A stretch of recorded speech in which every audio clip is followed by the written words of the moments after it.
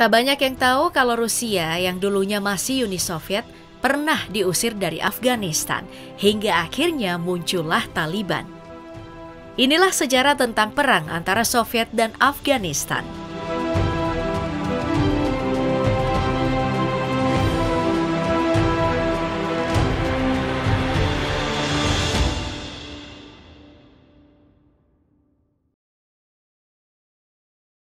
Jarak antara Kabul, ibu kota Afghanistan, dan Moskow mencapai 4.126 km jauhnya, atau butuh waktu hingga 59 jam berkendara lewat jalur darat. Namun, meski berjauhan, antara Uni Soviet dan Afghanistan sebenarnya dulu menjalin hubungan yang cukup baik.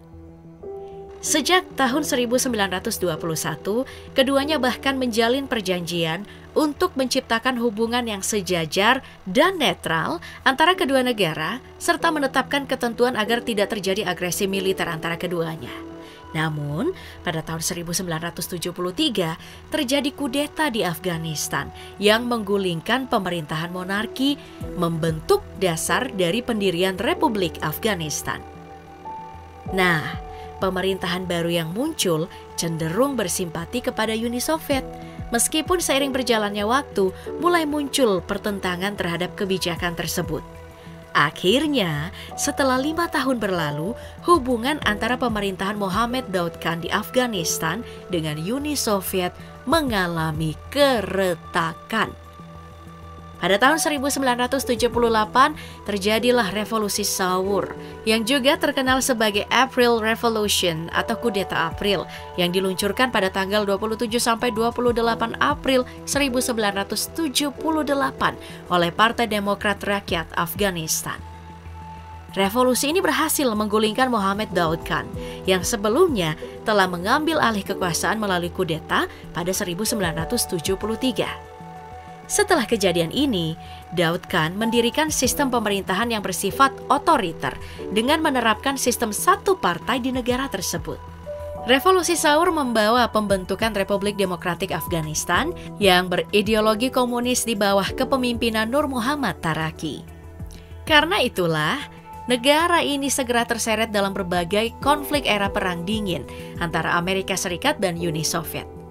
Diam-diam, Badan Intelijen Pusat atau CIA mulai memberikan dukungan kepada kelompok Mujahidin dan Mujahidin yang nantinya menjadi cikal bakal pembentukan Taliban. Taraki dikabarkan tewas dibunuh oleh Perdana Menterinya sendiri, Hafizullah Amin, pada Oktober 1979.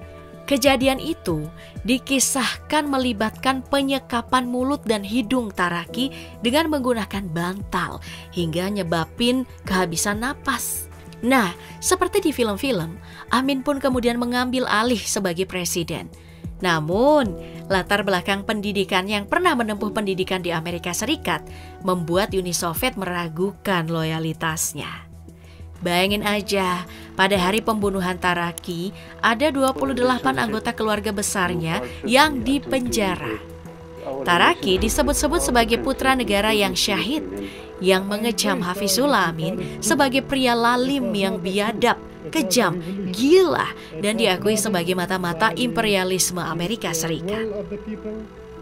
Meskipun Uni Soviet dilaporkan beberapa kali mencoba membunuh Amin tanpa berhasil, mereka akhirnya memutuskan untuk melancarkan invasi pada malam 24 Desember 1979. Tujuan dari invasi ini adalah untuk merestorasi stabilitas di Afghanistan yang dianggap sebagai negara mitra Uni Soviet.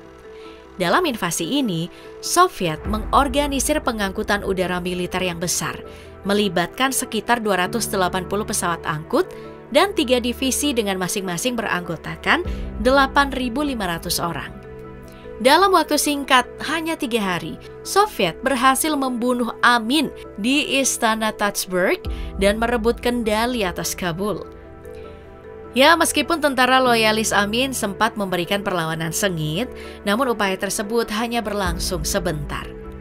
Pada tanggal 27 Desember, Babrak Karmal, pemimpin faksi Parcham dari Partai Demokratik Rakyat Afghanistan yang sebelumnya diasingkan, diangkatlah menjadi kepala pemerintahan baru di Afghanistan. Pasukan darat Soviet kemudian memasuki Afghanistan dari arah utara. Namun, Uni Soviet menghadapi perlawanan gigih dari kelompok bersenjata mujahidin yang mendapat dukungan dari Amerika Serikat, Pakistan, dan China, lalu Arab Saudi, serta beberapa negara lainnya. Mujahidin menggunakan taktik gerilya dalam menghadapi pasukan Soviet dengan melakukan serangan cepat dan menghilang ke pegunungan, menyebabkan kerusakan besar tanpa harus terlibat dalam pertempuran langsung. Dalam 10 tahun durasi operasi Soviet di Afghanistan, pasukan negeri tirai besi ini ngalamin kerugian manusia terbesar mereka dalam satu pertempuran, terjadi pada peristiwa penyergapan yang mencekam. Pada tanggal 30 April 1984, pasukan Soviet tidak menyadari diri mereka terperangkap dalam perangkap mematikan yang menjadi salah satu momen paling mengerikan selama Perang Afghanistan. Kesalahan fatal dalam komando militer ini menyebabkan puluhan tentara Soviet tewas seperti pin bowling yang terlempar. Kejadian ini terjadi ketika pasukan Soviet melancarkan operasi besar-besaran pada musim semi 1984 untuk menemukan dan menghancurkan Ahmad Shah Massoud, seorang komandan mujahidin terkenal sebagai pendekar Afghanistan dengan pasukannya di lembah Panjshir. Sebagai ahli gerilya yang memiliki jaringan mata-mata yang tersebar di antara penduduk setempat, ia ini dianggap sebagai musuh yang sangat berbahaya. Dengan menyadari setiap gerakan pasukan Soviet, Massoud berhasil menghilang di bawah pantauan mereka, lalu menyiapkan ladang ranjau dan merencanakan atau merancang penyergapan untuk menyerang musuh yang mendekat. Lalu pada tanggal 27 April, 2 petani Afghanistan mendekati tentara Soviet dan menawarkan untuk memberikan informasi mengenai lokasi gudang senjata yang dimiliki oleh kelompok mujahidin. Setelah informasi tersebut dikonfirmasi oleh unit pengintaian, kedua petani Afghanistan ini dianggap dapat dipercaya dan ditunjuklah sebagai pemandu untuk mempersiapkan serangan. Namun, tentara Soviet baru menyadari dan terlambat sudah bahwa kedua petani tersebut sebenarnya adalah anggota dari pasukan Massoud yang membawa mereka langsung ke dalam perangkap yang mematikan. Penyergapan dimulai pada malam hari ini di tanggal 29 April ketika Batalion Pertama Resimen Senapan Mesin ke-682 melancarkan serbuan ke lembah Panjshir. Karena medan yang berbatu, kendaraan tempur harus ditinggalkan dan sekitar 220 prajurit terpaksa melakukan perjalanan mereka dengan berjalan kaki ke dalam lembah tanpa perlindungan udara. Dan dijanjikan bahwa mereka bakal mendapatkan dukungan dari helikopter. Namun yang ada nih, pasukan Soviet ini justru tiba-tiba diserang dari ketinggian sekitar pukul 11.30 pagi. Kapten Alexander Korolev yang memimpin barisan terluka parah hanya dalam beberapa menit setelah dimulainya serangan. Barisan tentara Soviet menjadi sasaran empuk bagi para pejuang Afghanistan. Pertempuran menyerupai pembantaian pun terjadi hingga malam hari, dan bala bantuan terlambat datang. Tragedi ini membuat Komandan Divisi ke-108, Maijen Viktor Logvinov, diberhentikan dari jabatannya sebagai orang yang bertanggung jawab karena telah memerintahkan batalion untuk pergi tanpa perlindungan udara. Peperangan terus berlanjut di berbagai wilayah. Kelompok mujahidin menguasai sebagian besar daerah pegunungan, terutama di utara dan barat Afghanistan. Daerah-daerah seperti lembah Panjshir dan beberapa bagian di sekitar perbatasan dengan Pakistan menjadi markas utama perlawanan mujahidin.